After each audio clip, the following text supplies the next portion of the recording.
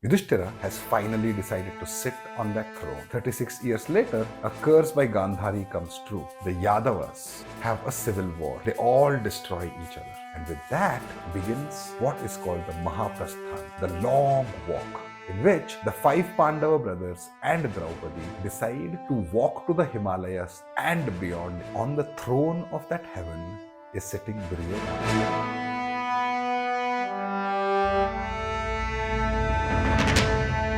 Welcome to Mahabharata Dialogues. My name is Abhilash and you are listening into a series on Yudhishthira, from Raja to Dharmaraja.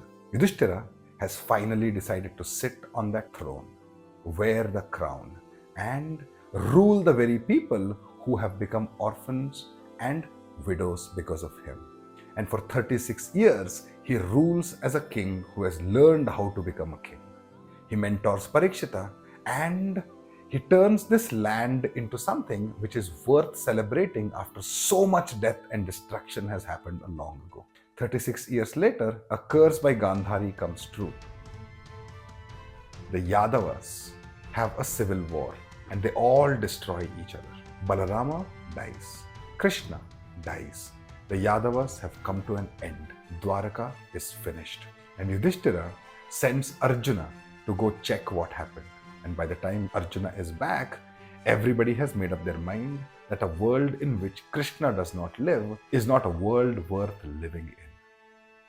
And with that begins what is called the Mahaprasthana, the long walk, in which the five Pandava brothers and Draupadi decide to walk to the Himalayas and beyond, into heaven itself in their body.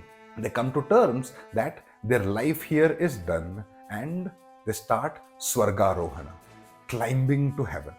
They start walking towards it, and as the temperature becomes colder, the altitude becomes higher and the oxygen levels drop, one after the other, the six people start dying. First falls Draupadi, then falls Sahadeva, then falls Nakula, then Arjuna, then Bhima. But Yudhishthira does not turn back, does not look back, keeps walking. He has become completely objective. He has completely given up on life and all attachments. Along with him is walking a dog right from the beginning, and the dog stays even as the brothers and the wife die. And along the way, a chariot is sent from heaven. And Yudhishthira is told, we are now ready to receive you in heaven in your living form. Climb atop the chariot and let's go.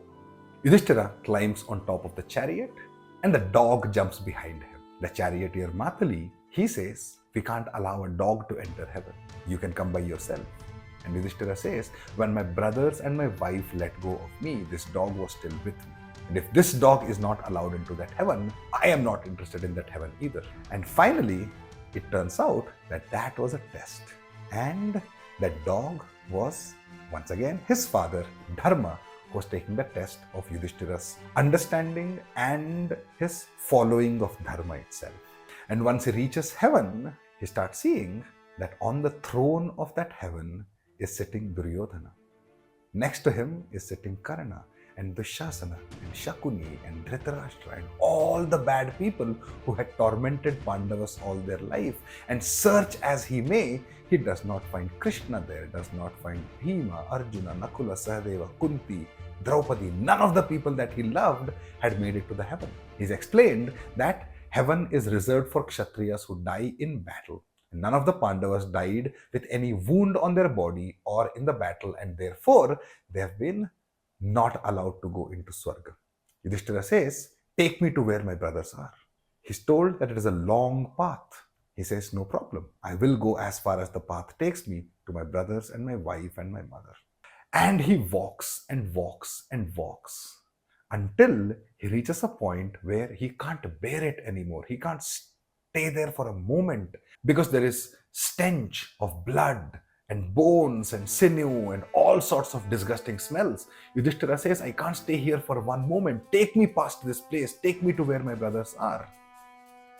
And then he starts hearing the sound of his brothers. From there calls Bhima, from there calls Arjuna. Draupadi is here. Nakula Sahadeva's voice is there. Kunti calls out to him also. And Yudhishthira realizes that he is in hell and all his brothers and wife are indeed in hell. the place where he was unable to stay for one moment, he turns and says, I'm ready to stay here all my life because wherever my family is, that is where Swarga is for me. And as it turns out, this was one final test. His brothers, his wife and mother are all in heaven. His children are in heaven. Abhimanyu is in heaven.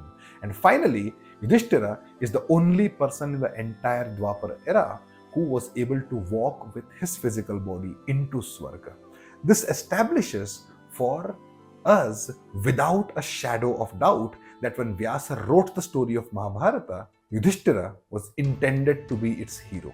While he is not necessarily a great warrior, while he may not necessarily have been a great king in the beginning, his understanding of the theory of dharma meant that every opportunity he got, he tried to do his best. The fact that his decisions backfired once in a while was immaterial. The fact was his intent was right. And that is what made his journey from Raja to Dharmaraja possible.